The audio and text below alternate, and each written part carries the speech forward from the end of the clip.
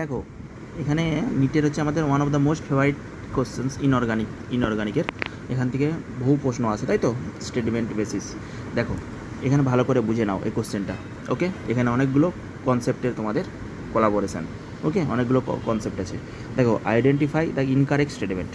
দেখো, the acidic strength দিয়ে দিয়েছে আমাদের এটা HF, HCl, HBr, HI, মানে হ্যালোজেন যে আমাদের তার। ওকে, হ্যালোজেন এইগুলো কি ফ্লোরিন, ক্লোরিন, ব্রোমিন, আয়োডিন, কী হয় এগুলো? এগুলো হ্যালোজেন এর হাইড্রাইডগুলো, HF, HCl। আচ্ছা ভাবো তো, HF আছে, মনে করো এখানে HF আছে, এখান থেকে মনে করো HCl আছে, এখানে মনে করো HBr আছে, এখানে মনে করো HI আছে। তাহলে দেখো যত আমাদের, দেখো তো এখানে আমরা কীভাবে আমরা বুঝবো বলো তো এটা? যত আমাদের সলিউশানে H+ তাড়াতাড়ি রিলিজ করবে। কি বললাম? অ্যাসিড কাকে বলে?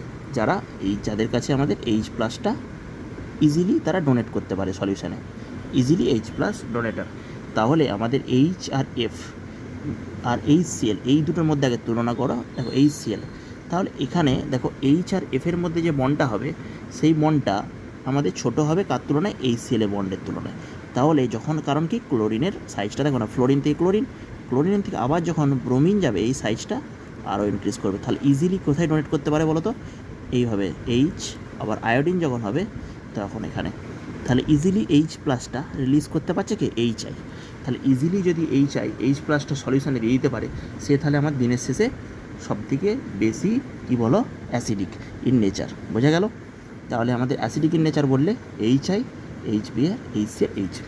এইটাকে আমরা বলি Ka অ্যাসিড। Ka যেটা থাকে অনেকে ডিরেক্ট এটা দিয়ে দেয়, এটা কি অ্যাসিডের কনস্ট্যান্ট, ইকুইলিব্রিয়াম কনস্ট্যান্ট, তাই তো? এই যে অ্যাসিডের যে কনস্ট্যান্ট, এর ডিসোসিয়েশন কনস্ট্যান্ট, এর মানটা কী হয় বলো তো? এই K এর মান যত আমাদের বেশি হয়, যত আমাদের বাড়বে, এটা আমাদের অ্যাসিড মানে কেমিস্ট্রির চোখ দিয়ে আমরা Ka কে দেবো, Ka যত বেশি হবে তত আমাদের মোর অ্যাসিড হবে। বোঝা গেছে?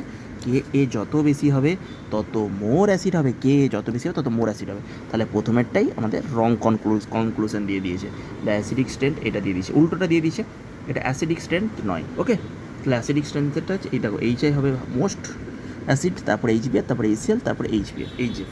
এইভাবে আমরা অ্যাসিডিক স্ট্রেনগুলো দেখবো। ওকে, আবার আমি এখান থেকে দেখো তো ফ্লোরিন মাইনাস তৈরি করলাম, H+টা রিলিজ করে ক্লোরিন মাইনাস তৈরি করলাম।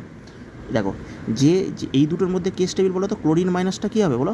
ক্লোরিন মাইনাস না ফ্লোরিন মাইনাস স্টেবিল হবে।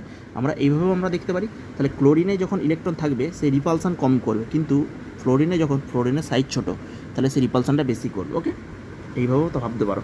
কিন্তু এই আমি যেটা বললাম H3কে ভাগবে, সহজে অ্যান্সার হয়ে যাবে। HI কী হবে? আমাদের বন্ড লেন্থ বেশি, সেটা সহজে H+টা ডোনেট করে দিতে পারে।